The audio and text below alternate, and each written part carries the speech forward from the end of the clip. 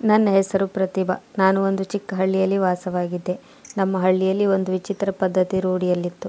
ಮದುವೆಯಾಗಿ 5 ತಿಂಗಳಾದರೂ ಹೆಣ್ಣು ಗರ್ಭಿಣಿಯಾಗದಿದ್ದರೆ ಅವರನ್ನು 5 ದಿನದ ಮಟ್ಟಿಗೆ ತಾಂತ್ರಿಕ ಬಾಬಾರ ಬಳಿ ಬಿಟ್ಟು ಬರುವ ವಿಚಿತ್ರ ಪದ್ಧತಿ ನಮ್ಮ ಹಳ್ಳಿಯಲ್ಲಿ ಇತ್ತು. ಇದನ್ನು ಕೇಳಿದ ನಂತರ ನನಗೆ ತುಂಬ ವಿಚಿತ್ರವೆನಿಸಿತು. ನನ್ನ ಅತ್ತಿಗೆಯನ್ನು ಸಹ ತಾಂತ್ರಿಕ ಬಾಬಾರ ಬಳಿ ಕಳುಹಿಸಲಾಗಿತ್ತು.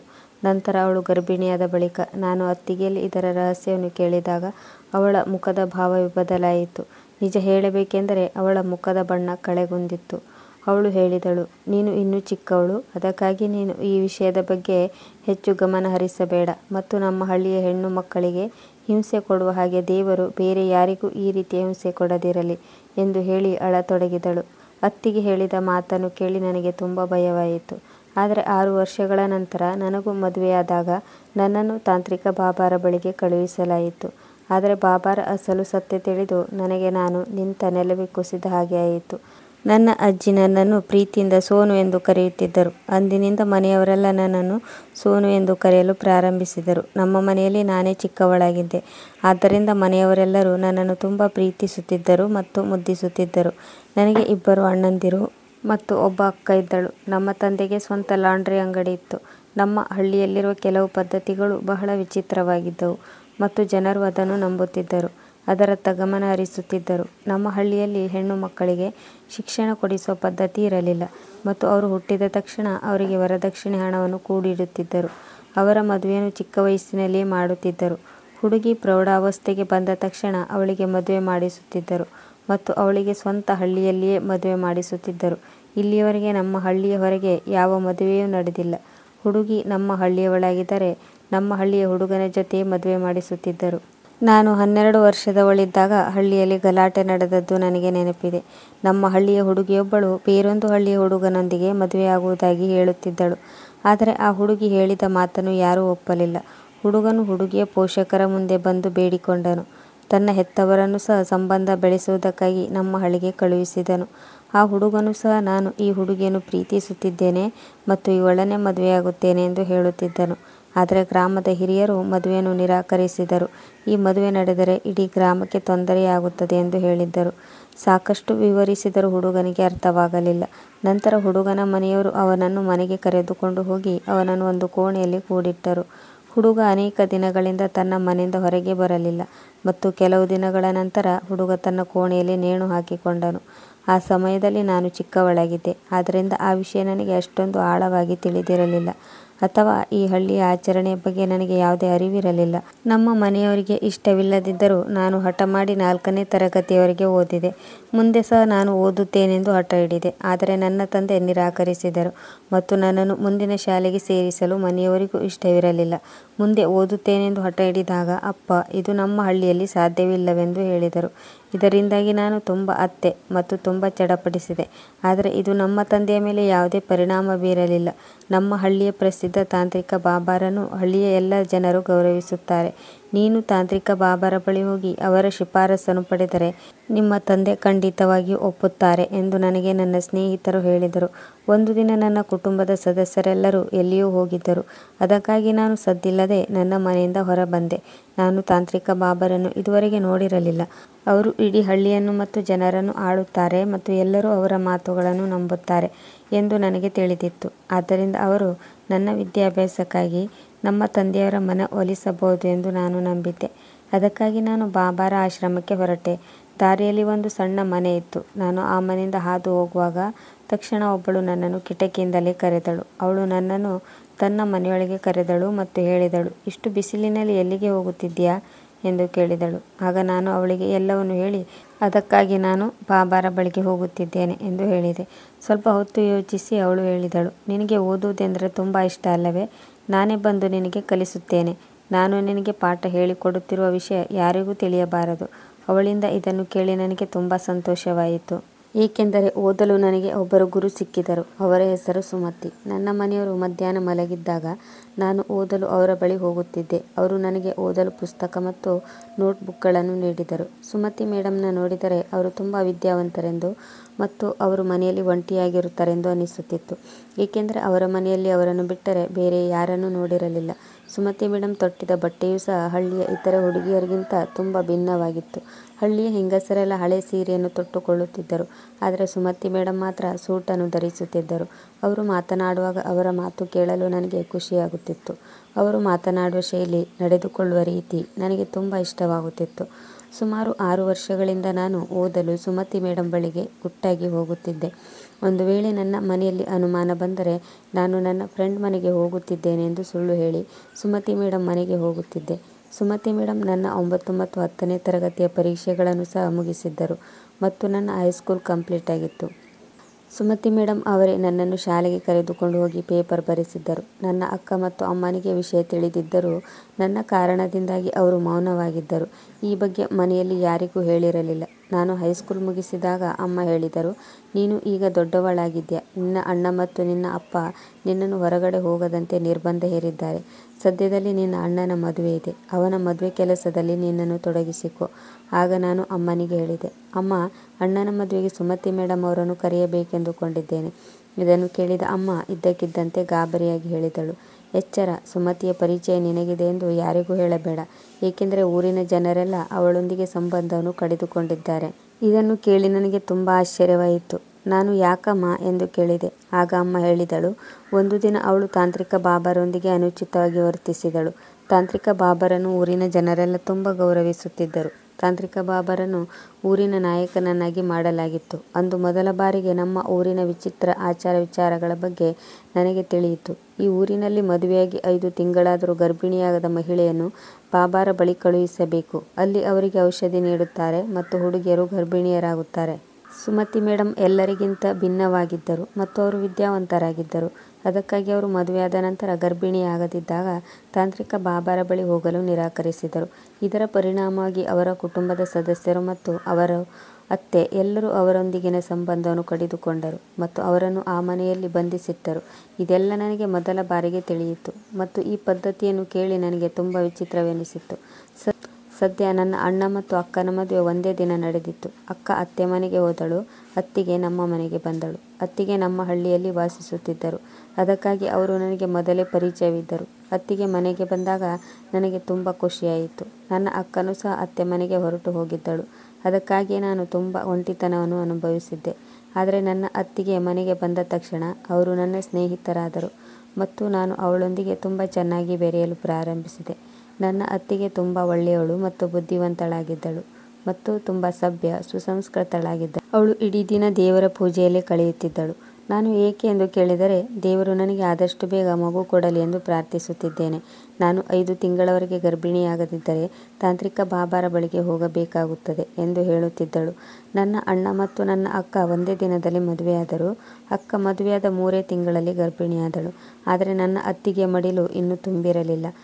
ನಾನು ನನ್ನ ಅತ್ತಿಗೆಗೆ ಕೇಳಿದೆ, ನೀವು ಯಾಕೆ ದುಃಖ ಪಡುತ್ತಿದ್ದೀರಿ? ನೀವು ಈ ಬಗ್ಗೆ ಅಣ್ಣನಿಗೆ ಹೇಳಿ, ಬಹುಶಃ ನಿಮಗೆ ಒಳ್ಳೆಯ ಡಾಕ್ಟರ್ ಬಳಿ ಕರೆದುಕೊಂಡು ಹೋಗಿ ಚಿಕಿತ್ಸೆ ನೀಡಬಹುದು. ಆನಂತರ ನೀವು ಗರ್ಭಿಣಿಯಾಗುತ್ತೀರಿ.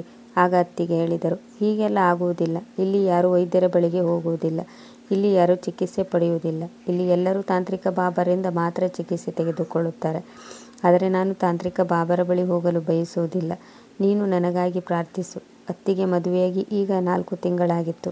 ಹಾಗಾಗಿ ಹಳ್ಳಿ ಹೆಂಗಸರು ನನ್ನ ಅಮ್ಮನ ಬಳಿ ಬಂದು ಅತ್ತಿಗೆಯನ್ನು ತಾಂತ್ರಿಕ ಬಾಬಾರ ಬಳಿಗೆ ಕರೆದುಕೊಂಡು ಹೋಗಲು ಸಲಹೆಯನ್ನು ನೀಡಿದರು. ಅತ್ತಿಗೆ ತುಂಬ ಹೆದರಿ ಇಡೀ ದಿನ ಅಳುತ್ತಲೇ ಇದ್ದಳು. ಅತ್ತಿಗೆ ಮದುವೆಯಾಗಿ 5 ತಿಂಗಳು ಕಳೆದಿತ್ತು. ಅತ್ತಿಗೆ ಗರ್ಭಿಣಿಯಾಗದಿದ್ದಾಗ ಊರಿನ ಪದ್ಧತಿಯಂತೆ ಕೆಲವು ಹೆಂಗಸರು ಅವಳನ್ನು ಕರೆದುಕೊಂಡು ಹೋಗಲು ಬಂದರು. ಅತ್ತಿಗೆಗೆ ತಾಂತ್ರಿಕ ಬಾಬಾರಲ್ಲಿ ಹೋಗಲು ಇಷ್ಟವಿಲ್ಲದಿದ್ದಾಗ ಅವಳನ್ನು ಬಲವಂತ ಮಾಡಿ ಎಂದು ನಾನು ಅಮ್ಮನಿಗೆ ಹೇಳಿದೆ. ಅತ್ತಿಗೆಗೆ ತಾಂತ್ರಿಕ ಬಾಬಾರಲ್ಲಿಗೆ ಹೋಗಲು ಇಷ್ಟವಿಲ್ಲದಿದ್ದಾಗ ಅವಳನ್ನು ಬಲವಂತ ಮಾಡಬೇಡಿ ಎಂದು ನಾನು ಅಮ್ಮನಿಗೆ ಹೇಳಿದೆ. ಅಮ್ಮ ಹೇಳಿದಳು, ಮಗಳೇ, ನೀನು ಇನ್ನೂ ಚಿಕ್ಕವಳು. ನೀನು ಈ ವಿಷಯಕ್ಕೆ ತಲೆ ಹಾಕಬೇಡ. ಒಂದು ವೇಳೆ ನಿನ್ನ ಅತ್ತಿಗೆ ಬಾಬಾರ ಬಳಿ ಹೋಗದಿದ್ದರೆ ನಿಮ್ಮ ಅಣ್ಣ ನಿಮ್ಮ ಅತ್ತಿಗೆಗೆ ವಿಚ್ಛೇದನ ನೀಡಿ ಮನೆಯಿಂದ ಹೊರ ಹಾಕುವನು. ವಿಚ್ಛೇದನದ ಹೆಸರನ್ನು ಕೇಳುತ್ತಿದ್ದಂತೆ ಅತ್ತಿಗೆ ಹೆದರಿಕೊಂಡಳು. ನಂತರ ಅತ್ತಿಗೆ ಅಳುತ್ತಾ ಬಾಬಾರ ಬಳಿ ಹೋಗಲು ಸಿದ್ಧಳಾದಳು. ಅತ್ತಿಗೆ ಹೋಗುವಾಗ ಅಳುತ್ತಾ ನನ್ನನ್ನು ಅಪ್ಪಿಕೊಂಡಳು. ಕೇವಲ 5 ದಿನ ಮಾತ್ರ ಎಂದು ತಿಳಿದಾಗ ನನಗೆ ತುಂಬ ಆಶ್ಚರ್ಯವಾಯಿತು. ಅತ್ತಿಗೆ ಏಕೆ ಹೆದರುತ್ತಿದ್ದಾಳೋ ಗೊತ್ತಿಲ್ಲ. ಅದೇನೇ ಇರಲಿ, ಬಾಬಾರ ಚಿಕಿತ್ಸೆಯಿಂದ ಒಬ್ಬ ವ್ಯಕ್ತಿ ಹುಟ್ಟಬಹುದು ಎಂದು ನಾನು ನಂಬಲಿಲ್ಲ. ಸುಮತಿ ಮೇಡಮ್ ಅವರಿಂದ ಶಿಕ್ಷಣ ಪಡೆಯದಿದ್ದರೆ ನಾನು ಕೂಡ ಈ ಮೂಢನಂಬಿಕೆಗೆ ಬಲಿಯಾಗುತ್ತಿದ್ದೆ. ಮಗುವಿಗೆ ಜನ್ಮ ನೀಡುವುದು ಮತ್ತು ಜನ್ಮ ನೀಡದೇ ಇರುವುದು ಕೇವಲ ದೇವರ ಕೈಯಲ್ಲಿ ಇರುವುದು ಎಂದು ಸುಮತಿ ಮೇಡಮ್ ಉಪದೇಶ ಮಾಡಿದ್ದು ನನಗೆ ಇನ್ನೂ ನೆನಪಿದೆ. ಹಾಗಾದರೆ ಈ ಬಾಬಾ ಮಾಡುವುದೇನು? ಅತ್ತಿಗೆ ಹೋಗಿ ಈಗ 2 ದಿನಗಳು ಕಳೆದಿವೆ.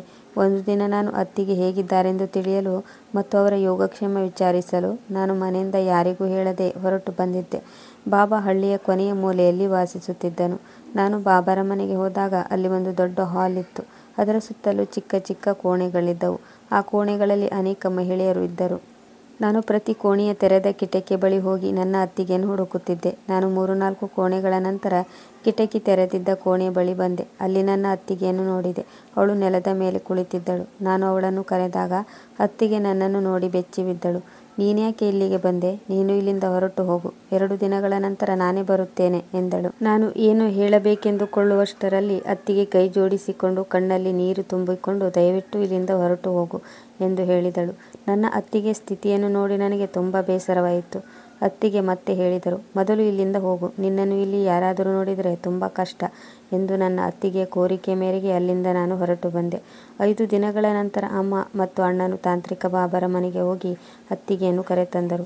ಅತ್ತಿಗೆ ತುಂಬ ಕೆಟ್ಟ ಸ್ಥಿತಿಯಲ್ಲಿದ್ದಂತೆ ತೋರುತ್ತಿದ್ದಳು. ಅವಳ ಕಣ್ಣಿನ ಕೆಳಗೆ ಕಪ್ಪು ರಕ್ತಗಳು ಮೂಡಿದ್ದವು ಮತ್ತು ಅವಳು ತುಂಬ ದುರ್ಬಲಳಾದಂತೆ ಕಾಣುತ್ತಿದ್ದಳು. ನಾನು ಅತ್ತಿಗೆಗೆ ಕೇಳಿದೆ, ಅತ್ತಿಗೆ ಏನಾಯಿತು? ಆಗ ಅಮ್ಮ ಹೇಳಿದಳು, ಬಾಯಿ ಮುಚ್ಚು, ಹಿರಿಯರ ಮುಂದೆ ಮಾತನಾಡಬಾರದು ಎಂದು ನಿನ್ನ ಅತ್ತಿಗೆ ನಿನ್ನ ಬಳಿ ಎಷ್ಟು ಬಾರಿ ಹೇಳಿಲ್ಲ? ನೀನು ಇನ್ನೂ ಚಿಕ್ಕವಳು. ಅಮ್ಮ ನನ್ನನ್ನು ಗದರಿಸಿ ಸುಮ್ಮನಾಗಿಸಿದಳು. ಬಾಬಾರ ಚಿಕಿತ್ಸೆಯಿಂದಾಗಿ ಹೀಗೆಲ್ಲ ಆಗಿದೆ, ಇದಕ್ಕೆ ಚಿಂತಿಸಬೇಕಾಗಿಲ್ಲ ಎಂದು ಅಮ್ಮ ಹೇಳಿದರು. ಅಮ್ಮ ಹೀಗೆ ಹೇಳಿದಾಗ ನಾನು ವಿಷಾದದಿಂದ ತಲೆಯಾಡಿಸಿದೆ ಮತ್ತು ಬಾಬಾರ ಉಪಚಾರದಿಂದ ಅತ್ತಿಗೆ ಗರ್ಭಿಣಿಯಾಗಲು ಸಾಧ್ಯವೇ ಇಲ್ಲ ಎಂದು ಮನದಲ್ಲಿ ಯೋಚಿಸತೊಡಗಿದೆ. ಆದರೆ 1 ತಿಂಗಳ ನಂತರ ಅತ್ತಿಗೆ ಗರ್ಭಿಣಿ ಎಂಬ ಸುದ್ದಿ ತಿಳಿದು ನನಗೆ ಆಶ್ಚರ್ಯವಾಯಿತು. ಅಮ್ಮ ಮತ್ತು ಅಣ್ಣನ ಸಂತೋಷಕ್ಕೆ ಪಾರವೇ ಇರಲಿಲ್ಲ ಮತ್ತು ಅವರು ಇಡೀ ಗ್ರಾಮದ ಜನರಿಗೆ ಸಿಹಿ ಹಂಚಿದರು ಮತ್ತು ಸಂಭ್ರಮಾಚರಣೆಯಲ್ಲಿದ್ದರು. ನನಗೆ ತುಂಬ ವಿಚಿತ್ರವೆನಿಸಿತು. ಎಲ್ಲವೂ ನನ್ನ ಕಲ್ಪನೆಗೆ ಮೀರಿ ಸಂಭವಿಸಿತು. ನಾನು ಅತ್ತಿಗೆಗೆ ಕೇಳಿದೆ, ಇದೆಲ್ಲದರ ರಹಸ್ಯವೇನು? ಆ ತಾಂತ್ರಿಕ ಬಾಬಾ ಮಹಿಳೆಯರು ಗರ್ಭಿಣಿಯಾಗಲು ಏನು ಮಾಡುತ್ತಾರೆ ಮತ್ತು ನೀವು ಹೇಗೆ ಗರ್ಭಿಣಿಯಾದಿರಿ? ಇದೆಲ್ಲ ಹೇಗೆ ಸಂಭವಿಸಿತು ಹೇಳಿ? ಅತ್ತಿಗೆ ಆ ಕೋಣೆಯಲ್ಲಿ ನಿಮಗೆ ಏನು ಮಾಡುತ್ತಾರೆ? ನನ್ನ ಮಾತು ಕೇಳಿ ಅತ್ತಿಗೆಯ ಮುಖದ ಭಾವವೇ ಬದಲಾಯಿತು. ಅತ್ತಿಗೆಯ ಕಣ್ಣಲ್ಲಿ ನೀರು ತುಂಬಿಕೊಂಡು ಇದನ್ನೆಲ್ಲ ಕೇಳಬೇಡ ಅಂದಳು. ಅತ್ತಿಗೆಗೆ ತುಂಬ ಒತ್ತಾಯ ಮಾಡಿದಾಗ ನೀನಿನ್ನೂ ಚಿಕ್ಕವಳು, ನಿನಗೆ ಇದರ ಬಗ್ಗೆ ಹೇಳಲು ನನಗೆ ಇಷ್ಟವಿಲ್ಲ. ಈ ಪದ್ಧತಿ ನನ್ನನ್ನು ಒಳಗೊಂಡಂತೆ ಇನ್ನು ಅನೇಕ ಹೆಣ್ಣು ಮಕ್ಕಳ ಜೀವನವನ್ನೇ ಹಾಳು ಮಾಡಿದೆ. ನಮ್ಮ ಹಳ್ಳಿಯ ಹೆಣ್ಣು ಮಕ್ಕಳ ಮೇಲಾಗುವ ದೌರ್ಜನ್ಯವನ್ನು ದೇವರು ಬೇರೆ ಯಾವ ಹೆಣ್ಣು ಮಕ್ಕಳಿಗೂ ನೀಡದಿರಲಿ ಎಂಬ ಅತ್ತಿಗೆಯ ಮಾತು ಕೇಳಿ ನನಗೆ ಭಯವಾಯಿತು. ಸಮಯ ಬಂದಾಗ ನಿನಗೆ ಎಲ್ಲವೂ ತಿಳಿಯುತ್ತದೆ ಎಂದು ಅತ್ತಿಗೆ ಹೇಳಿದರು. ಆ ದಿನದಿಂದ ಅತ್ತಿಗೆ ಯಾವಾಗಲೂ ದುಃಖದಲ್ಲಿಯೇ ಇರುತ್ತಿದ್ದಳು. 9 ತಿಂಗಳು ಪೂರ್ಣಗೊಂಡ ನಂತರ ಅತ್ತಿಗೆಗೆ ಡೆಲಿವರಿ ಆಯಿತು. ಅತ್ತಿಗೆಯ ಮಗಳು ಅತ್ತಿಗೆಯಂತೆ ಕಾಣುತ್ತಿದ್ದಳು. ಆದರೆ ಅಚ್ಚರಿಯ ಸಂಗತಿಯೆಂದರೆ ಯಾವಾಗಲೂ ಮಗುವಿಗಾಗಿ ಹಂಬಲಿಸುತ್ತಿದ್ದ ಅತ್ತಿಗೆ ಆ ಮಗುವನ್ನು ತನ್ನ ಸ್ವಂತ ಮಗಳಂತೆ ನೋಡಿಕೊಳ್ಳಲಿಲ್ಲ. ಅವಳನ್ನು ಹೆಚ್ಚು ಪ್ರೀತಿ ಮಾಡುತ್ತಿರಲಿಲ್ಲ. ಅಮ್ಮ ಅವಳನ್ನು ನೋಡಿಕೊಳ್ಳುತ್ತಿದ್ದಳು. ಅಮ್ಮ ಎಷ್ಟೋ ಸಲ ಅತ್ತಿಗೆಗೆ ಮಗಳನ್ನು ನೋಡಿಕೊಳ್ಳುವಂತೆ ಹೇಳುತ್ತಿದ್ದಳು. ಆಗ ಅತ್ತಿಗೆ ಹೇಳುತ್ತಿದ್ದಳು, ನಾನೇಕೆ ಈ ಮಗುವನ್ನು ನೋಡಿಕೊಳ್ಳಬೇಕು? ಇವಳು ನನಗಿಂತ ಹೆಚ್ಚಾಗಿ ನಿಮ್ಮ ಮಗಳು. ಆದರೆ ಅತ್ತಿಗೆ ಬಹುಶಃ ಮಾನಸಿಕ ಅಸ್ವಸ್ಥರಾಗಿದ್ದರು. ಅವಳು ನಗುತ್ತಾ ಹೇಳುತ್ತಿದ್ದಳು, ಈ ಮಗುವನ್ನು ಆ ಕೋಣೆಯಲ್ಲಿ ಬಿಡಿ, ನಾನೇಕೆ ಅವಳನ್ನು ಮುಟ್ಟಬೇಕು? ನಾನು ಕೊಳಕಾಗಿದ್ದೇನೆ. ನನ್ನ ಜೊತೆ ಕೆಟ್ಟ ಕೆಲಸ ಮಾಡಿದ್ದಾರೆ. ಅವರು ಏಕೆ ಹೀಗೆ ಆಡುತ್ತಿದ್ದಾರೆ ಎಂದು ನನಗೆ ತಿಳಿಯಲಿಲ್ಲ. ಆದರೆ ಅವಳು ಬಾಬಾರ ಬಳಿ ಹೋದಾಗಿನಿಂದಲೂ ಹೀಗೆ ವಿಚಿತ್ರವಾಗಿ ಆಡುತ್ತಿದ್ದಾಳೆ. ಅತ್ತಿಗೆಯ ಸ್ಥಿತಿಯನ್ನು ನೋಡಿ ನನಗೆ ತುಂಬ ಬೇಸರವೆನಿಸುತ್ತಿತ್ತು. ಅವಳು ಯಾವಾಗಲೂ ಎಲ್ಲೋ ಕಳೆದು ಹೋಗಿರುತ್ತಿದ್ದಳು. ಅವಳಿಗೆ ತನ್ನ ಮೇಲೆ ಪ್ರಜ್ಞೆ ಇರಲಿಲ್ಲ. ಅತ್ತಿಗೆ ಈ ಸ್ಥಿತಿಗಾಗಿ ಅಮ್ಮ ಪ್ರತಿದಿನ ಚಿಂತಿಸುತ್ತಿದ್ದರು ಮತ್ತು ಅದನ್ನು ಸರಿಪಡಿಸಲು ಮತ್ತೊಮ್ಮೆ ಅತ್ತಿಗೆಯನ್ನು ತಾಂತ್ರಿಕ ಬಾಬಾರ ಬಳಿ ಕರೆದುಕೊಂಡು ಹೋಗಬೇಕೆಂದು ಹೇಳುತ್ತಿದ್ದರು. ಒಂದು ದಿನ ಅತ್ತಿಗೆಗೆ ಮತ್ತೊಮ್ಮೆ ಬಾಬಾರ ಬಳಿ ಹೋಗೋಣೆಂದು ಹೇಳಿದಾಗ ಅತ್ತಿಗೆ ತುಂಬ ಭಯಗೊಂಡರು ಮತ್ತು ಬೇಡ ಎನ್ನಲು ಶುರು ಮಾಡಿದರು. ಇಲ್ಲ, ಮತ್ತೆ ನಾನು ಅವರ ಬಳಿ ಹೋಗುವುದಿಲ್ಲ ಎಂದು ಭಯದಿಂದ ಅವಳೇ ಸ್ವತಃ ತನ್ನ ಪರಿಸ್ಥಿತಿಯನ್ನು ಬದಲಾಯಿಸಿಕೊಳ್ಳಲು ಪ್ರಯತ್ನಿಸಿದಳು ಮತ್ತು ಅವಳು ಸರಿ ಹೋದಳು. ಇದಾದ ಮೇಲೆ ನನ್ನ ಅಮ್ಮ ಊರ ಜನರ ಮುಂದೆಲ್ಲ ಗರ್ವದಿಂದ ಹೇಳಿದಳು, ನೋಡಿದ್ರಾ, ತಾಂತ್ರಿಕ ಬಾಬಾರ ಹೆಸರನ್ನು ಹೇಳುತ್ತಿದ್ದಂತೆ ನನ್ನ ಸೊಸೆ ಸರಿಯಾದಳು. ಅವರು ಇದಕ್ಕಿಂತಲೂ ದೊಡ್ಡ ಚಮತ್ಕಾರ ಬೇಕೇ? ಆದರೆ ನಾನು ಇದನ್ನು ಒಪ್ಪಿಕೊಳ್ಳಲು ಸಿದ್ಧವಿರಲಿಲ್ಲ. ಅತ್ತಿಗೆಯಲ್ಲಿ ಕೇಳಿದೆ, ಅತ್ತಿಗೆ ಹೇಳು, ಬಾಬಾ ನಿಮ್ಮನ್ನು ಹೇಗೆ ಸರಿ ಮಾಡಿದ ಎಂದು. ನಾನು 1-2 ಬಾರಿ ಅತ್ತಿಗೆಗೆ ಕೇಳಿದ್ದೆ. ಅದಕ್ಕೆ ಅವಳು ನಗುತ್ತಿದ್ದಳು ಮತ್ತು ಚಿಂತಿಸಬೇಡ, ನೀನು ಸಹ ಮದುವೆಯಾದ ಮೇಲೆ ನಿನಗೆ ಎಲ್ಲವೂ ತಿಳಿಯುತ್ತದೆ. ಅತ್ತಿಗೆ ಅವಸ್ಥೆ ನೋಡಿ ನಾನು ಅಂದುಕೊಂಡೆ, ದೇವರೇ, ನನಗೆ ಎಂದೂ ಅಂತಹ ಸಂದರ್ಭ ಬರುವುದು ಬೇಡ ಎಂದು. ಇದೇ ರೀತಿ 2-3 ವರ್ಷಗಳು ಕಳೆದವು ಮತ್ತು ಈ ಸಮಯದಲ್ಲಿ ನನ್ನ ಅತ್ಯಂತ ಆತ್ಮೀಯ ಸ್ನೇಹಿತೆಯ ಮದುವೆಯಾಯಿತು. ಆಕೆ ಸಹ 5 ತಿಂಗಳವರೆಗೆ ಗರ್ಭಿಣಿ ಆಗದಿದ್ದಾಗ ಅವಳನ್ನು ಸಹ ತಾಂತ್ರಿಕ ಬಾಬಾರ ಬಳಿ ಕಳುಹಿಸಲಾಯಿತು.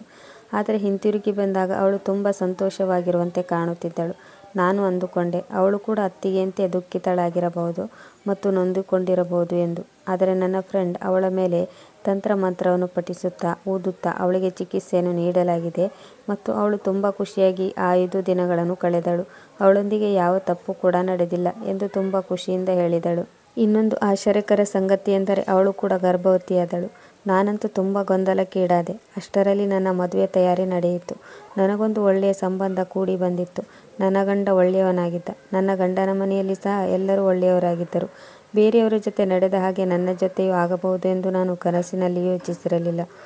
ಮದುವೆಯಾಗಿ 2-3 ತಿಂಗಳಾದ ಮೇಲೆ ಎಲ್ಲ ಕಡೆಯಿಂದ ಕೇಳಿ ಬರತೊಡಗಿತ್ತು, ಇವಳು ಗರ್ಭವತಿಯಾಗಿಲ್ಲ, ಇವಳಿಗೆ ಯಾವಾಗ ಮಗುವಾಗುತ್ತದೆ ಎಂದು ಎಲ್ಲರೂ ಹೇಳತೊಡಗಿದರು.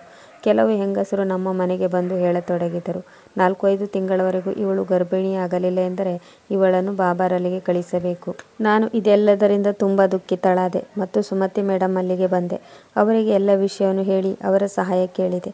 ಸುಮತಿ ಮೇಡಮ್ ಹೇಳಿದರು, ಮದುವೆಯಾಗಿ 5 ತಿಂಗಳಾದ ಮೇಲೆ ನೀನು ಪ್ರೆಗ್ನೆಂಟ್ ಆಗಿದ್ದೀಯ ಎಂದು ಸುಳ್ಳು ಹೇಳು ಎಂದಾಗ ನನಗಿದು ಸರಿ ಕಾಣಲಿಲ್ಲ. ನಾನು ಮತ್ತೆ ಹೇಳಿದೆ, ಹೇಗಿದ್ದರೂ ಸ್ವಲ್ಪ ದಿನಗಳಾದ ಮೇಲೆ ನನ್ನ ರಹಸ್ಯ ಹೊರಬರುವುದು. ಸತ್ಯ ಹೊರಬಂದ ಮೇಲೆ ಆನಂತರ ನಾನೇನು ಮಾಡುವುದು ಎಂದಾಗ ಮೇಡಮ್ ಹೇಳಿದರು, ಹಾಗಾದರೆ ಈಗ ಉಳಿದಿರುವುದು ಒಂದೇ ದಾರಿ, ನೀನು ಬಾಬಾರ ಆಶ್ರಮಕ್ಕೆ ಹೋಗಲು ನಿರಾಕರಿಸಿಬಿಡು. ಆಗ ನಾನು ಇನ್ನೂ ಭಯಗೊಂಡು ಕೇಳಿದೆ, ನಾನು ಹಾಗೆ ಮಾಡಿದರೆ ನನ್ನನ್ನು ಸಹ ನಿಮ್ಮ ಹಾಗೆ ಕೋಣೆಯಲ್ಲಿ ಬಂಧಿಸಿಡುತ್ತಾರೆ. ನೀವಂತೂ ತುಂಬ ಧೈರ್ಯವಂತರು, ಆದರೆ ನಾನು ಈ ರೀತಿಯ ಜೀವನವನ್ನು ನಡೆಸಲು ಬಯಸುವುದಿಲ್ಲ. ಆಗ ಸುಮತಿ ಮೇಡಮ್ ಆಶ್ಚರ್ಯದಿಂದ ಕೇಳಿದರು, ಮತ್ತೇನು ಮಾಡುತ್ತೀಯಾ ಎಂದಾಗ ನಾನು ಹೇಳಿದೆ, ಅವಶ್ಯವಾಗಿ ನಾನು ಬಾಬಾರ ಬಳಿ ಹೋಗುತ್ತೇನೆ. ಅಲ್ಲಿ ಏನು ನಡೆಯುತ್ತಿದೆ ಎಂಬ ಸತ್ಯವನ್ನು ಕಂಡುಹಿಡಿಯುತ್ತೇನೆ. ನಾನು ಬಾಬಾರಲ್ಲಿಗೆ ಹೋಗುತ್ತೇನೆ ಎಂದು ನನ್ನ ಅತ್ತೆಗೂ ಸಹ ಹೇಳುತ್ತೇನೆ. ಶಿಷ್ಟಾಚಾರದಂತೆ ನನ್ನ ಅತ್ತೆ ಮತ್ತು ಹಳ್ಳಿಯ 2 ಹೆಂಗಸರು ನನ್ನನ್ನು ಬಾಬಾರ ಆಶ್ರಮಕ್ಕೆ ಬಿಡಲು ಬಂದರು. ರಸ್ತೆ ಮಧ್ಯದಲ್ಲಿ ನನಗೆ ನನ್ನ ಅತ್ತಿಗೆ ಭೇಟಿಯಾದರು ಮತ್ತು ಅವರು ಸನ್ನೆ ಮಾಡುತ್ತಾ ಅಲ್ಲಿಗೆ ಹೋಗಬೇಡ ಎಂದು ಹೇಳಿದರು. ಆದರೆ ನಾನು ಇಷ್ಟು ವರ್ಷಗಳಿಂದ ನನ್ನ ಒಳಗೆ ಕಾಡುತ್ತಿರುವ ಈ ಪ್ರಶ್ನೆಗೆ ಉತ್ತರ ಕಂಡುಹಿಡಿಯಲೇಬೇಕಾಗಿತ್ತು. ಆದ್ದರಿಂದ ನನಗೆ ಅಲ್ಲಿಗೆ ಹೋಗಲು ಯಾವುದೇ ಹೆದರಿಕೆ ಇರಲಿಲ್ಲ. ನಾನು ಆಶ್ರಮಕ್ಕೆ ಕಾಲಿಟ್ಟ ತಕ್ಷಣ ನಾನು ಆಶ್ಚರ್ಯಚಕಿತಳಾದೆ. ಏಕೆಂದರೆ ಇಲ್ಲಿಯ ವಾತಾವರಣ ನಾನು ಮದುವೆಗೂ ಮೊದಲು ನನ್ನ ಅತ್ತಿಗೆಯನ್ನು ಭೇಟಿ ಮಾಡಿದಾಗ ಇದ್ದ ವಾತಾವರಣವಿರಲಿಲ್ಲ. ಇಲ್ಲಿಯ ಎಲ್ಲ ಹೆಂಗಸರು ಗೀತೆಯ ಪಠಣವನ್ನು ಮಾಡುತ್ತಿದ್ದರು. ಎಲ್ಲ ಕಡೆಗೂ ಅಗರಬತ್ತಿಯ ಸುವಾಸನೆ ಹರಡಿತ್ತು. ಇದಕ್ಕೂ ಮೊದಲು ನಾನು ಎಂದೂ ಬಾಬಾರನ್ನು ನೋಡಿರಲಿಲ್ಲ. ನಾನು ಅವರ ಹೆಸರು ಮಾತ್ರ ಕೇಳಿದ್ದೆ. ಅವರನ್ನು ನೋಡಿದಾಗ ನಾನು ಬೆರಗಾದೆ. ಅವರ ಬಳಿ ಒಂದು ಕಪ್ಪು ಕಲ್ಲು ಇಡಲಾಗಿತ್ತು. ಅವನು ಕಣ್ಣು ಮುಚ್ಚಿ ಕುಳಿತಿದ್ದನು. ಅವನ ಬಳಿ ಜನರು ಹೋದರೆ ಏನನ್ನೋ ಓದಿ ಅವರ ಮೇಲೆ ಊದುತ್ತಿದ್ದನು. ಅತ್ತಿಗೆ ಬೇರೇನೋ ಹೇಳಿದ್ದಳು, ಆದರೆ ಇಲ್ಲಿ ಆ ರೀತಿಯ ಯಾವುದೇ ಸೂಚನೆಗಳು ಕಾಣಿಸಲಿಲ್ಲ. ನನ್ನ ಅತ್ತೆ ಬಾಬಾ ಅವರ ಸೂಚನೆಯ ಮೇರೆಗೆ ನನ್ನನ್ನು ಒಂದು ಕೋಣೆಗೆ ಕರೆದುಕೊಂಡು ಹೋದಳು. ಈ ಕೋಣೆ ಚಿಕ್ಕದಾಗಿ ಸಿಂಪಲ್ ಆಗಿತ್ತು. ಸುತ್ತಲೂ ಪರದೆಯನ್ನು ಹಾಕಿದ್ದರು. ಎಲ್ಲ ಕಡೆಗೂ ಕ್ಯಾಂಡಲನ್ನು ಹತ್ತಿಸಿದ್ದರು. ಈ ಕೋಣೆಯಲ್ಲಿ ನನಗೆ ತುಂಬ ಹೆದರಿಕೆಯಾಗುತ್ತಿತ್ತು. ಈ ಕೋಣೆಯಲ್ಲಿ ನನ್ನನ್ನು ಬಿಟ್ಟು ಬೇರೆ ಯಾರೂ ಇರಲಿಲ್ಲ. ನನ್ನ ಗೆಳತಿ ಹೇಳಿದ್ದು ಸರಿ ಎಂದು ಅನಿಸಿತು. ಇಲ್ಲಿ ತಂತ್ರಮಂತ್ರಗಳನ್ನು ಓದಿ ಪಠಿಸುತ್ತಾ ಊದುತ್ತಾ ಹೆಂಗಸರ ಚಿಕಿತ್ಸೆ ಮಾಡುತ್ತಿದ್ದರು. ಮುಂದಿನ 5 ದಿನಗಳವರೆಗೆ ನಾನು ಇಲ್ಲೇ ಇರಬೇಕು. ನಾನು ಇಲ್ಲಿಗೆ ಮುಂಜಾನೆ ಬಂದಿದ್ದೆ. ಈಗ ರಾತ್ರಿಯಾಗಿತ್ತು. ರಾತ್ರಿ ಹೊತ್ತು ನನ್ನ ಬಳಿ ಒಂದು ಹುಡುಗಿ ಊಟ ನೀಡಲು ಬಂದಳು. ಅವಳನ್ನು ಬಿಟ್ಟರೆ ಇಲ್ಲಿಯವರೆಗೆ ಯಾರೂ ನನ್ನನ್ನು ಕೋಣೆಯಲ್ಲಿ ಮೀಟ್ ಮಾಡಲು ಬರಲಿಲ್ಲ. ಬಾಬಾ ಸಹ ನನ್ನನ್ನು ಕರೆಯಲಿಲ್ಲ. ಅವನ ಬಳಿ ತುಂಬ ರಶ್ ಇರಬಹುದು ಎಂದುಕೊಂಡೆ. ಬಹುಶಃ ಅವನು ನನ್ನನ್ನು ಬೆಳಿಗ್ಗೆ ಕರೆಯಬಹುದು ಎಂದುಕೊಂಡೆ. ನಾನು ಮಲಗಿಕೊಂಡೆ. ಅರ್ಧರಾತ್ರಿಯಲ್ಲಿ ಕೋಣೆ ಒಳಗೆ ಯಾರೋ ಬಂದ ಹಾಗೆ ನನಗೆ ಅನಿಸಿತು. ಕೋಣೆಯಲ್ಲಿ ಕತ್ತಲು ಆವರಿಸಿತ್ತು. ಈಗ ನನಗೆ ಅತ್ತಿಗೆ ಹೇಳುತ್ತಿದ್ದುದೆಲ್ಲವೂ ಸರಿ ಎಂದು ತೋರಿತು. ಕೋಣೆಯೊಳಗೆ ಬಂದ ವ್ಯಕ್ತಿಯ ಕೈಯಲ್ಲಿ ಒಂದು ಮೇಣದ ಬತ್ತಿ ಇತ್ತು. ಅವರ ಮುಖವನ್ನು ನೋಡಿದಾಗ ನನಗೆ ಸ್ವಲ್ಪ ಸಮಾಧಾನವಾಗಿತ್ತು. ಅವರು ಬೇರೆ ಯಾರೂ ಆಗಿರದೆ ನನ್ನ ಗಂಡನಾಗಿದ್ದರು. ನೀವು ಇಲ್ಲಿ ಏನು ಮಾಡುತ್ತಿದ್ದೀರಿ? ಆಗ ನನ್ನ ಗಂಡ ಹೇಳಿದರು, ನಿನ್ನ ಹೆಂಡತಿಯ ಜೊತೆಗೆ ಹೋಗಿ ಮಲಗು ಎಂದು ಬಾಬಾ ಹೇಳಿದರು. ಅವಳು ಒಬ್ಬಳೇ ಇಲ್ಲಿ ಹೆದರಬಾರದು. ಆದ್ದರಿಂದ ನಾನು ನಿನ್ನ ಬಳಿ ಬಂದೆ. ಈಗ ನನಗೆ ಬಾಬಾರ ಬಗ್ಗೆ ಸಮಾಧಾನವಾಗಿತ್ತು. ಏಕೆಂದರೆ ನಾನು ಏನು ಯೋಚಿಸಿದ್ದೇನೋ ಅವರು ಆ ರೀತಿ ಇರಲಿಲ್ಲ. ಮಾರನೇ ದಿನ ತಾಂತ್ರಿಕ ಬಾಬಾ ನನ್ನನ್ನು ಮತ್ತು ನನ್ನ ಪತಿಯನ್ನು ಮುಂಜಾನೆ ತಮ್ಮ ಬಳಿ ಕರೆಸಿಕೊಂಡರು. ನಮ್ಮಿಬ್ಬರ ಮೇಲೆ ಏನನ್ನೋ ಓದುತ್ತಾ ಪಠಿಸುತ್ತಾ ಜೋರಾಗಿ ಊದಿದರು. ಇದಾದ ಮೇಲೆ ನನ್ನ ಗಂಡ ಕೆಲಸಕ್ಕೆ ಹೋದರು. ನನ್ನ ಗಂಡ ನನ್ನ ಕೋಣೆಯಲ್ಲಿದ್ದ ದೇವರ ಕೋಣೆಯ ಬಳಿ ಪ್ರಾರ್ಥನೆ ಮಾಡಲು ಹೇಳಿದ್ದರು. ಮತ್ತೆ ರಾತ್ರಿಯಾಗುತ್ತಲೇ ನನ್ನ ಗಂಡ ಕೋಣೆಗೆ ಬಂದರು. ನನ್ನ ಗಂಡ ತಾಂತ್ರಿಕ ಬಾಬಾರಿಗೆ ತುಂಬ ದೊಡ್ಡ ಮೊತ್ತದ ಹಣವನ್ನು ನೀಡಿದರು. ಅದು ನಮ್ಮ ಫೀಸ್ ಆಗಿತ್ತೋ ಅಥವಾ ಬೇರೆ ಏನು ಎಂದು ನನಗೆ ಗೊತ್ತಾಗಲಿಲ್ಲ. ನಾನು ನನ್ನ ಪತಿಯಲ್ಲಿ ಕೇಳಿದಾಗ ತಾಂತ್ರಿಕ ಬಾಬಾರವರು ಇದಕ್ಕಾಗಿ ಹಣವನ್ನು ಕೇಳುವುದಿಲ್ಲ, ನಾನು ನನ್ನ ಖುಷಿಯಿಂದ ಹಣವನ್ನು ನೀಡಿದ್ದೇನೆ ಹೀಗೆ ನನ್ನ ಚಿಕಿತ್ಸೆಯು ಬಾಬಾರ ಜೊತೆ 5 ದಿನಗಳವರೆಗೆ ಮುಂದುವರಿಯಿತು. ಅಲ್ಲಿ ನನಗೆ ಕುಡಿಯಲು ಕೆಲವು ಔಷಧಿಗಳನ್ನು ಕೊಟ್ಟರು. ತಾಂತ್ರಿಕ ಬಾಬಾ ಬಂದು ನನ್ನ ಮೇಲೆ ಏನನ್ನೋ ಊದುತ್ತಿದ್ದರು. ಆದರೆ ಅವರು ನನ್ನತ್ತ ನೋಡುತ್ತಿರಲಿಲ್ಲ. ಇಲ್ಲಿ ಹೆಣ್ಣು ಮಕ್ಕಳ ಮೇಲೆ ಸಾಕಷ್ಟು ದೌರ್ಜನ್ಯ ನಡೆಯುತ್ತದೆ ಎಂದು ಅತ್ತಿಗೆ ಹೇಳಿದ್ದೆಲ್ಲವೂ ಸುಳ್ಳು. ಆದರೆ ಇಲ್ಲಿ ಅಂಥದ್ದೇನೂ ಇರಲಿಲ್ಲ. ನಾನು 5 ದಿನಗಳವರೆಗೂ ಅಲ್ಲೇ ಇದ್ದು ಹಿಂತಿರುಗಿದ್ದೆ. ನನ್ನ ಗಂಡ ಮತ್ತು ಅತ್ತೆಗೆ ನನ್ನ ಗರ್ಭಧಾರಣೆಯ ವಿಷಯವನ್ನು ಶೀಘ್ರದಲ್ಲಿ ತಿಳಿಸುತ್ತೇನೆ ಎಂದು ಅವರು ಹೇಳಿದ್ದರು. ಆದರೆ 2 ರಿಂದ 3 ತಿಂಗಳು ಕಳೆದಿದ್ದರೂ ನಾನು ಇನ್ನೂ ಗರ್ಭಿಣಿಯಾಗಿರಲಿಲ್ಲ. ನನ್ನ ಅತ್ತೆ ಮತ್ತು ಇತರೆ ಜನರು ವಿಧವಾಗಿ ಮಾತನಾಡಲು ಪ್ರಾರಂಭಿಸಿದರು. ಈ ಗಂಡ ಹೆಂಡತಿ ತುಂಬ ಪಾಪ ಮಾಡಿದ್ದಾರೆ ಎಂದು ತೋರುತ್ತದೆ. ತಾಂತ್ರಿಕ ಬಾಬಾ ಚಿಕಿತ್ಸೆ ನೀಡಿದರೂ ಇಬ್ಬರು ಅಪ್ಪ ಅಮ್ಮ ಆಗಲು ಸಾಧ್ಯವಾಗಿಲ್ಲ ಎನ್ನುತ್ತಿದ್ದರು. ಈ ಸಮಸ್ಯೆಯಿಂದ ನಾನು ತುಂಬ ನೊಂದಿದ್ದೆ ಮತ್ತು ಅಮ್ಮನ ಮನೆಗೆ ಹೋಗಿದ್ದೆ. ಅತ್ತಿಗೆ ನನ್ನನ್ನು ನೋಡಿ, ಏನಾಯಿತು, ನೀನು ಅಲ್ಲಿಗೆ ಹೋಗುವುದರ ಮೂಲಕ ನಿನ್ನ ಆಸೆಯನ್ನು ಪೂರೈಸಿಕೊಂಡೆ. ನೀನು ಅಲ್ಲಿಗೆ ಹೋಗುವುದು ಬೇಡವೆಂದು ನಾನು ಹೇಳಿದ್ದೆ. ಆದರೆ ನೀನು ನನ್ನ ಮಾತನ್ನು ಕೇಳಲಿಲ್ಲ. ಆಗಲೇ ತುಂಬ ನೊಂದುಕೊಂಡಿದ್ದೆ. ಅತ್ತಿಗೆಯ ಮಾತು ಕೇಳಿ ನನಗೆ ಇನ್ನಷ್ಟು ಕೋಪ ಬಂತು. ಅತ್ತಿಗೆ, ಯಾಕೆ ಸುಳ್ಳು ಹೇಳ್ತೀಯ? ಅಲ್ಲಿ ನನಗೆ ಅಂಥದ್ದೇನೂ ಮಾಡಿಲ್ಲ. ನೀವು ತುಂಬ ಅಳ್ತಾ ಇದ್ರಿ. ಆದರೆ ತಾಂತ್ರಿಕ ಬಾಬಾ ತುಂಬ ಸಭ್ಯ ವ್ಯಕ್ತಿ ಮತ್ತು ಅಲ್ಲಿನ ಜನರನ್ನು ತುಂಬ ಪ್ರಾಮಾಣಿಕತೆಯಿಂದ ನಡೆಸಿಕೊಳ್ಳುತ್ತಾರೆ. ನನ್ನ ಮಾತು ಕೇಳಿ ಅತ್ತಿಗೆ ನಗತೊಡಗಿದರು. ಹಾಗಾದರೆ ನೀನು ಇನ್ನೂ ಗರ್ಭಿಣಿಯಾಗಿಲ್ಲವೇ? ಆದರೆ ಅಲ್ಲಿಗೆ ಹೋದ ಇತರ ಹುಡುಗಿಯರು ಏಕೆ ಗರ್ಭಿಣಿಯಾದರು? ನಾನು ಹೇಗೆ ಗರ್ಭಿಣಿಯಾದೆ? ನನಗೆ ಮಗಳಿದ್ದಾಳೆ ಮತ್ತು ನಾನು ಬಾಬಾರ ಬಳಿಗೆ ಹೋಗಿದ್ದೆ. ಅತ್ತಿಗೆಯ ಪ್ರಶ್ನೆಗೆ ನನ್ನ ಬಳಿ ಉತ್ತರವಿಲ್ಲ. ಅದಕ್ಕೆ ನಾನು ಸುಮ್ಮನಾದೆ. ಅತ್ತಿಗೆ, ನೀನು ಡಾಕ್ಟರ್ ಹತ್ತಿರ ಹೋಗಬೇಕು ಎಂದು ಹೇಳಿದರು. ನಾನು ಹೇಳಿದೆ, ಅತ್ತಿಗೆ, ನಮ್ಮ ಹಳ್ಳಿಯಲ್ಲಿ ಜನರು ಡಾಕ್ಟರ್ ಹತ್ತಿರ ಹೋಗುವುದಿಲ್ಲ, ಬದಲಾಗಿ ಬಾಬಾರ ಬಳಿಗೆ ಹೋಗುತ್ತಾರೆ ಎಂದು ನಿಮಗೂ ಗೊತ್ತಿದೆ.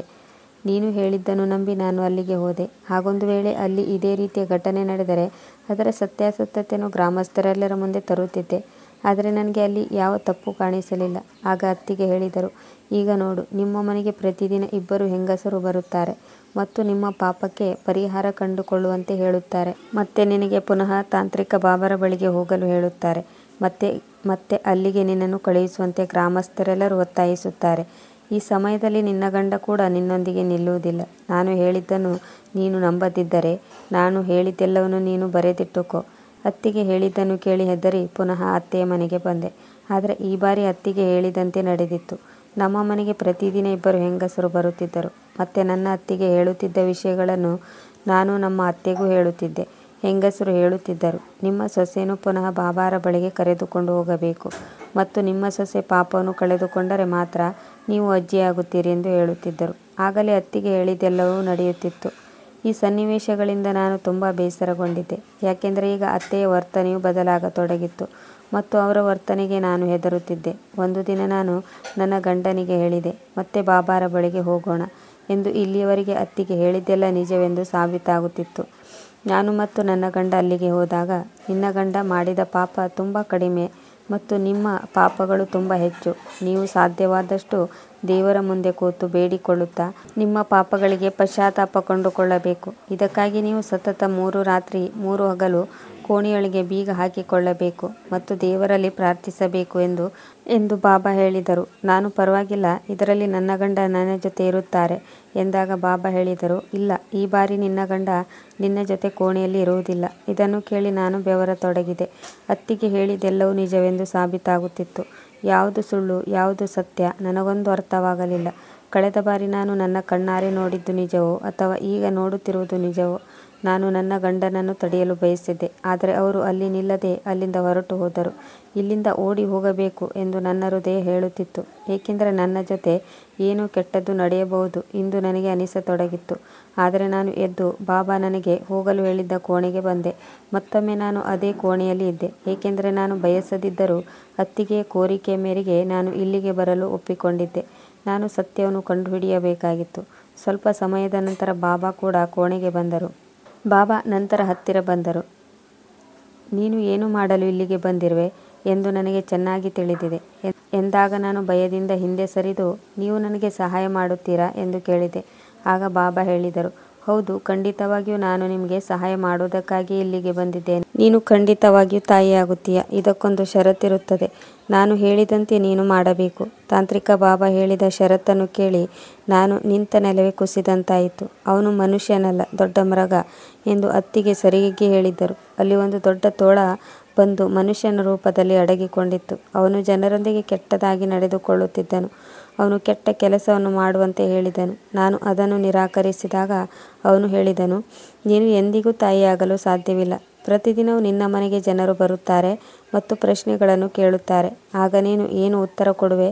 ನನಗೆ ಈಗ ಅವನ ಮಾತನ್ನು ಒಪ್ಪಿಕೊಳ್ಳುವುದು ಬಿಟ್ಟರೆ ಬೇರೆ ದಾರಿಯೇ ಇಲ್ಲ ಎನ್ನುವಷ್ಟು ಕೆಟ್ಟ ರೀತಿಯಲ್ಲಿ ಭಾವನಾತ್ಮಕವಾಗಿ ಬಾಬಾ ಬ್ಲ್ಯಾಕ್ ಮೇಲ್ ಮಾಡಿದ್ದ.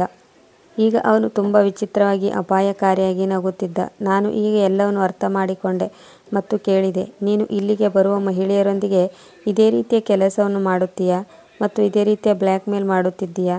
ಇದಕ್ಕಾಗಿ ಆ ಬಡಪಾಯಿ ಮಹಿಳೆಯರು ಸುಮ್ಮನಿರುತ್ತಿದ್ದರು ಮತ್ತು ಅವಳು ತನ್ನ ಗೌರವ ಮದುವೆಯನ್ನು ಉಳಿಸಿಕೊಳ್ಳಲು ಈ ಕೃತ್ಯಕ್ಕೆ ತಯಾರಾಗುತ್ತಿರಬಹುದು ಎಂದಾಗ ಮತ್ತೆ ತಾಂತ್ರಿಕ ಬಾಬಾ ಹೇಳತೊಡಗಿದರು. ನನ್ನ ಬಳಿ ಬರುವ ಹುಡುಗಿಯರೆಲ್ಲ ತುಂಬ ಅಸಹಾಯಕರಾಗಿರುತ್ತಾರೆ. ತಮ್ಮ ಪರಿಸರದಿಂದ ಮತ್ತು ತಮ್ಮ ಅತ್ತೆಯರಿಂದ ದಬ್ಬಾಳಿಕೆಗೆ ಒಳಗಾಗಿರುತ್ತಾರೆ. ಮಕ್ಕಳಿಲ್ಲದಿದ್ದರೆ ವಿಚ್ಛೇದನ ಪಡೆಯಬೇಕಾಗುತ್ತದೆ ಎಂಬ ಭಯದಿಂದ ಅವರು ತನ್ನ ಬಳಿಗೆ ಬರುತ್ತಾರೆ. ಅವರು ತಮ್ಮ ದಾಂಪತ್ಯ ಜೀವನವನ್ನು ಉಳಿಸಿಕೊಳ್ಳಲು ನನ್ನ ಮಕ್ಕಳ ತಾಯಿಯಾಗುತ್ತಾರೆ. ನೀನು ಸಹ ನಿನ್ನನ್ನು ಉಳಿಸಿಕೊಳ್ಳಲು ಇದನ್ನೇ ಮಾಡಬೇಕು ಎಂದಾಗ ನಾನು ಹೇಳಿದೆ, ನಿನಗೆ ನಾಚಿಕೆಯಾಗುತ್ತಿಲ್ಲವೇ? ಮುಗ್ಧ ಹಳ್ಳಿಗರನ್ನು ವಂಚಿಸಿ ಆಚಾರ ವಿಚಾರಗಳ ಹೆಸರಿನಲ್ಲಿ ಎಷ್ಟು ಮಹಿಳೆಯರಿಗೆ ದ್ರೋಹ ಬಗೆದು ಅವರ ಮಾನಮರ್ಯಾದೆಯ ಜೊತೆ ಆಟ ಆಡಿದ್ದೀರಾ? ಇದನ್ನು ಕೇಳುತ್ತಲೇ ಅವನು ಇನ್ನೂ ಜೋರಾಗಿ ನಗತೊಡಗಿದನು. ಈ ವೃತ್ತಿಯನ್ನು ನನ್ನ ತಂದೆಯು ಪ್ರಾರಂಭಿಸಿದರು ಮತ್ತು ಅವರು ಚಿಕಿತ್ಸೆಯ ಹೆಸರಿನಲ್ಲಿ ಹೆಚ್ಚು ಹೆಚ್ಚು ಹಣವನ್ನು ಗಳಿಸುತ್ತಿದ್ದರು. ಈ ಚಿಕಿತ್ಸೆಯ ಹೆಸರಿನಲ್ಲಿ ಅವ್ಯವಹಾರವನ್ನು ಸಹ ಮಾಡುತ್ತಿದ್ದರು. ಈ ಹಳ್ಳಿಗರು ತುಂಬ ಮುಗ್ಧರು ಮತ್ತು ಅವರನ್ನು ಮರಳುಗೊಳಿಸುವುದು ತುಂಬ ಸುಲಭ. ಇವರನ್ನು ಪದೇ ಪದೇ ಮೋಸಗೊಳಿಸಬೇಕೆಂದೇನೂ ಇಲ್ಲ, ಏಕೆಂದರೆ ಇವರು ಈಗಾಗಲೇ ಮೂರ್ಖರಾಗಿದ್ದಾರೆ. ಏಕೆಂದರೆ ಅವರು ತಮ್ಮ ಹೆಣ್ಣು ಮಕ್ಕಳನ್ನು, ಸಹೋದರಿಯರನ್ನು, ಹೆಂಡತಿಯರನ್ನು ಬೇರೆ ಪುರುಷನ ಜೊತೆಗೆ ಬಿಟ್ಟು ಹೋಗುತ್ತಾರೆ. ಈ ಮನುಷ್ಯನ ಮಾತುಗಳನ್ನು ಕೇಳಿ ನನಗೆ ಆಘಾತವಾಯಿತು. ಊರಿನವರೆಲ್ಲ ತಮ್ಮ ಸರ್ವಸ್ವವೆಂದು ಪರಿಗಣಿಸುವ ಈ ವ್ಯಕ್ತಿ ಇಷ್ಟೊಂದು ನೀಚನಾಗಿರಬಹುದು ಎಂದು ನಾನು ಊಹಿಸಿರಲಿಲ್ಲ. ಆದರೆ ಮೊದಲ ಬಾರಿ ಇಲ್ಲಿಗೆ ಬಂದಾಗ ಎಲ್ಲವೂ ವಿಭಿನ್ನವಾಗಿತ್ತು. ಆಗ ಅವನು ತನ್ನ ನಿಜ ರೂಪವನ್ನು ನನಗೆ ಏಕೆ ತೋರಿಸಲಿಲ್ಲ? ಇದೇ ಪ್ರಶ್ನೆಯನ್ನು ನಾನು ಅವನಲ್ಲಿ ಕೇಳಿದಾಗ ಅವನು ಹೇಳಿದನು, ನಾನು ಹಳ್ಳಿಯಲ್ಲಿ ನನ್ನ ಪರವಾಗಿ ಪ್ರಚಾರ ಮಾಡಲು ಕೆಲವೊಂದು ಹೆಂಗಸರನ್ನು ಇಟ್ಟಿದ್ದೇನೆ. ಅವರು ನನ್ನ ಬಗ್ಗೆ ಒಳ್ಳೆಯದನ್ನು ಮಾತನಾಡಿ ಜನರ ಮನಸ್ಸನ್ನು ಗೆಲ್ಲುತ್ತಾರೆ ಮತ್ತು ಉದ್ದೇಶಪೂರ್ವಕವಾಗಿ ಇಲ್ಲಿಗೆ ಬಂದು ಹೋದ ಮೇಲೂ ಮಕ್ಕಳಾಗದ ಹೆಂಗಸರ ಮನೆಗೆ ಅವರು ಹೆಚ್ಚು ಹೋಗುತ್ತಾರೆ. ಅವರ ಅತ್ತೆ ಮತ್ತು ಮಾವಂದಿರಲ್ಲಿ ಅವಳನ್ನು ಪುನಃ ನಮ್ಮಲ್ಲಿಗೆ ಕರೆದುಕೊಂಡು ಬರಲು ಒಪ್ಪಿಸುತ್ತಾರೆ.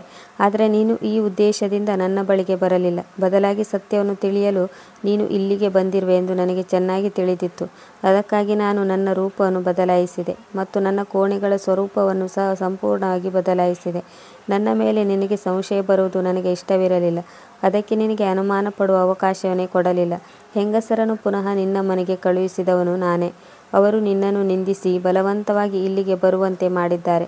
ಈಗ ಏನಾಯಿತು? ಅಂತಿಮವಾಗಿ ನೀನು ಮಗುವಿಗಾಗಿ ಅಸಹಾಯಕಳಾಗಿ ಮತ್ತೆ ಇಲ್ಲಿಗೆ ಬರಬೇಕಾಯಿತು. ನೀನು ಬರದೇ ಇದ್ದಿದ್ದರೆ ನಿನಗೆ ಎಷ್ಟೊಂದು ಕೆಟ್ಟದಾಗುತ್ತಿತ್ತೋ ಗೊತ್ತಿಲ್ಲ. ನಿಮ್ಮ ಅತ್ತೆ ನಿಮಗೆ ವಿಚ್ಛೇದನವನ್ನು ಕೊಡಿಸುತ್ತಿದ್ದರು. ಆಗ ನಾನು ಯೋಚಿಸುತ್ತಾ ಹೇಳಿದೆ, ಈ ಸತ್ಯವನ್ನು ಗ್ರಾಮದ ಜನರಿಗೆ ಹೇಳಿದರೆ ಹೇಗೆ ಅಂದುಕೊಳ್ಳುತ್ತಿರುವಾಗ ಬಾಬಾ ಹೇಳಿದನು, ನೀನು ಹೀಗೆ ಮಾಡಿದರೆ ಕೊನೆಗೆ ಬಹಳ ಪಶ್ಚಾತ್ತಾಪ ಪಡುವೆ. ಆದರೆ ನಿನ್ನ ಮಾತನ್ನು ಮಾತ್ರ ಯಾರೂ ನಂಬುವುದಿಲ್ಲ. ಬಹುಶಃ ನಿನಗೆ ನೆನಪಿಲ್ಲ, ಊರಿನವರ ಮುಂದೆ ನೀನು ನನ್ನನ್ನು ಹೊಗಳಿದ್ದೀಯ. ಹೌದು, ಅವನು ಹೇಳುತ್ತಿರುವುದೆಲ್ಲವೂ ನಿಜವಾಗಿತ್ತು. ಈಗ ನಾನು ಸ್ವಲ್ಪ ಮುಂದೆ ಹೋದೆ. ಬಹುಶಃ ಅವನ ಷರತ್ತನ್ನು ಒಪ್ಪಿಕೊಂಡೆ ಎಂದು ಅವನಿಗೆ ತುಂಬ ಸಂತೋಷವಾಯಿತು. ಆದರೆ ನಾನು ಅವನಿಗಿಂತ ಇನ್ನೂ ಸ್ವಲ್ಪ ಮುಂದೆ ಹೋದೆ ಮತ್ತು ತಕ್ಷಣ ನಾನು ಕೋಣೆಯ ಪರದೆಗಳನ್ನು ಸರಿಸಿದೆ. ಪರದೆಯ ಹಿಂದಿನಿಂದ ಹಳ್ಳಿಯವರು ಹೊರಬಂದರು. ಆಗ ತಾಂತ್ರಿಕ ಬಾಬಾರ ಮುಖ ಕಪ್ಪಿಟ್ಟಿತ್ತು ಮತ್ತು ಅವರ ಕಣ್ಣುಗಳು ಕೋಪದಿಂದ ಕೆಂಪಾದವು. ಪರಿಸ್ಥಿತಿ ಹೀಗಾಗುತ್ತದೆ ಎಂದು ಅವರು ನಿರೀಕ್ಷಿಸಿರಲಿಲ್ಲ ಮತ್ತು ನಾನು ಈ ರೀತಿ ಮಾಡಬಹುದು ಎಂದು ಅವರು ಕನಸಿನಲ್ಲಿಯೂ ಎಣಿಸಿರಲಿಲ್ಲ.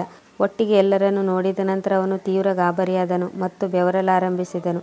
ನಾನು 5 ದಿನಗಳವರೆಗೆ ಇಲ್ಲಿದ್ದಾಗ ಎಲ್ಲರೂ ನನ್ನಲ್ಲಿ ತಾಂತ್ರಿಕ ಬಾಬಾರ ಬಗ್ಗೆ ಕೇಳಿದ್ದರು. ಆಗ ನನಗೆ ಈ ಮನುಷ್ಯನ ನಿಜ ಸ್ಥಿತಿ ಗೊತ್ತಿರಲಿಲ್ಲ ಮತ್ತು ನಾನು ಕಂಡದ್ದನ್ನು ಮಾತ್ರ ಹೇಳಿದ್ದೆ. ನಾನು ಆಗ ಬಾಬಾನ ಬಗ್ಗೆ ಸತ್ಯವನ್ನು ಹೇಳಿದರೂ ಯಾರೂ ನಂಬುತ್ತಿರಲಿಲ್ಲ.